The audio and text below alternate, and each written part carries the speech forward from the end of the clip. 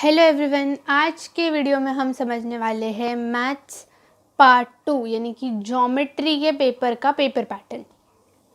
Maths part 2 और maths part 1 दोनों का पेपर पैटर्न सेम ही है। अब आप देखो कि आपके लिए कुछ लिखा हुआ है।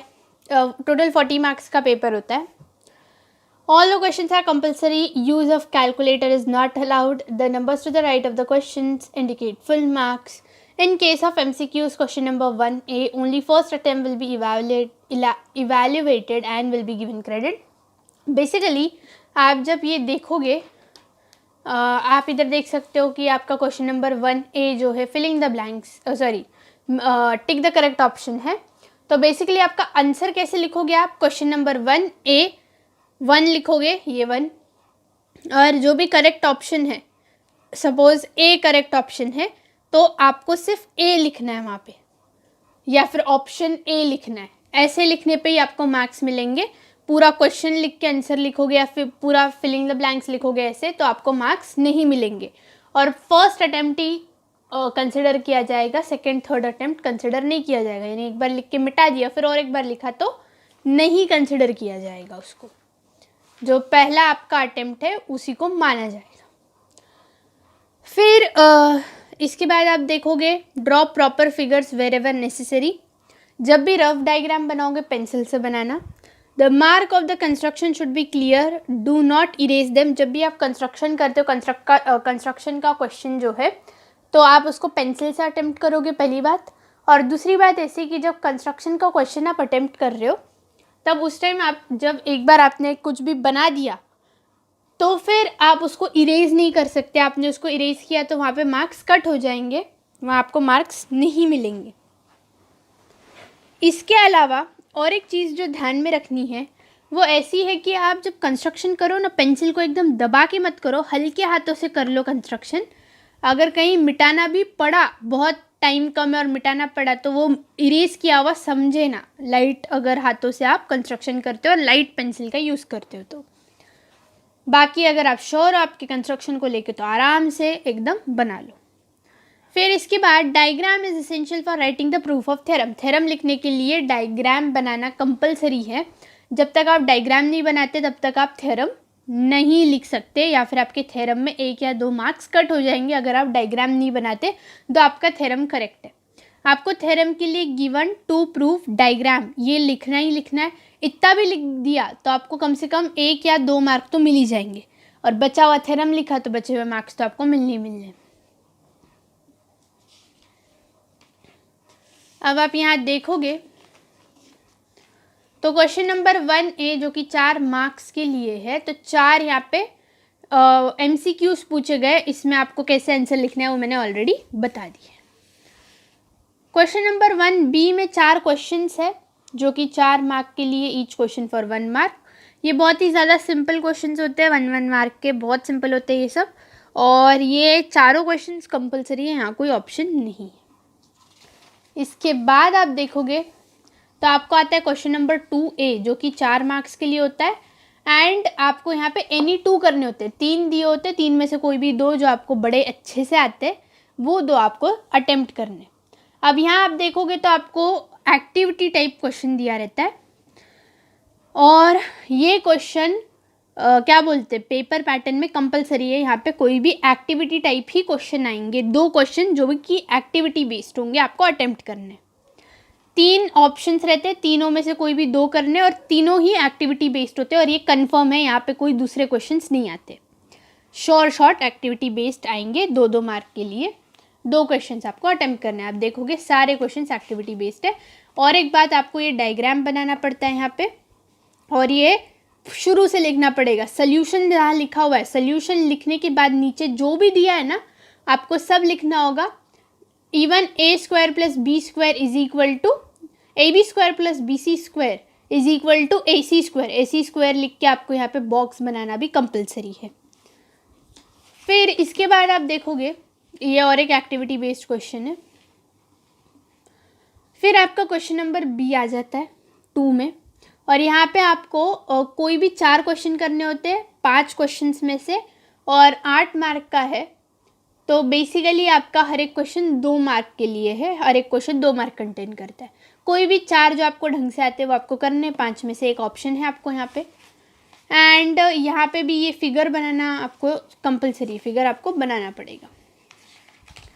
फिर इसके बाद में आप देखोगे तो और क्वेश्चन नंबर 3 आता है ए, जिसमें आपको कोई भी एक एक्टिविटी करनी होती 3 मार्क्स के लिए आउट ऑफ 2 एक्टिविटीज़। ये एक है और इसके लिए ऑप्शन है ये वाला। आप इसमें से कोई भी ये या फिर ये कर सकते हो, आपके हिसाब से, आपको जो अच्छे से आता है उस हिसाब से। और एक बात बता दूँ, यहाँ पे आपको ये डायग्राम बनाना पड़ेगा। ये लिखने की ज़रूरत नहीं है, बट प्रूफ, ये शब्द के बाद जो भी दिया है वो सब आपको लिखना है। प्लस आपको ये आंसर लिख के बॉक्सेस बनाना कंपलसरी है, नहीं तो मार्क्स कट हो जाएंगे। बॉक्सेस पेंसिल से बनाओ, सॉरी पेन से बनाओ, ज़्यादा अच्छा है। पेंसिल अवॉइड करो बॉक्सेस बनाने में, पेन से ही बनाओ। फिर इसके बाद आप आगे जाओगे तो आपको यहाँ पे आएगा क्वेश्चन नंबर बी। अब क्वेश्चन नंबर बी जो है, क्वेश्चन नंबर 3 का क्वेश्चन नंबर बी है ये। अब आप यहाँ देखोगे तो आपको एनी 2 सॉल्व करने हैं, एनी 2 ऑफ द फॉलोइंग सब क्वेश्चंस आपको सॉल्व करने।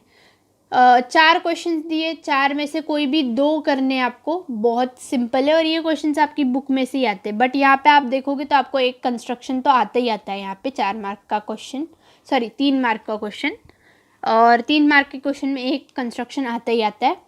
और बाकी के जो है एक प्रूफ आता है आपको, कोई भी प्रूफ आपकी बुक में का। एंड बचे हुए कोई भी 2 क्वेश्चंस आपको पूछे जाते हैं आपके इसमें से, बुक में से।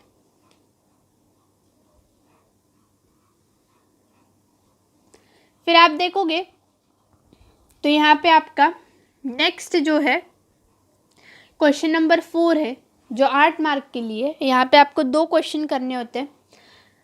अब देखो, ये आपके लक का सवाल है टोटली। आप RD शर्मा करो, आप नवनीत के 21 मोस्ट लाइकली में से करो, आप पुरानी जो हमारे स्टेट बोर्ड की पुरानी एडिशन की बुक 2007-8 के पेपर्स में से जो क्वेश्चंस हैं वो करो, क्योंकि मोस्ट ऑफ द टाइम वो आते हैं। ये सब करके भी अगर आपका लक नहीं चल रहा है ना, तो कुछ कर नहीं सकते, बिकॉज आपने बहुत प्रयास किया बट आपका लक ख़राब था, एंड टाइम पे उसने साथ नहीं दिया। ये जो 20 साल के बच्चे हम कहेंगे अनलकी थे।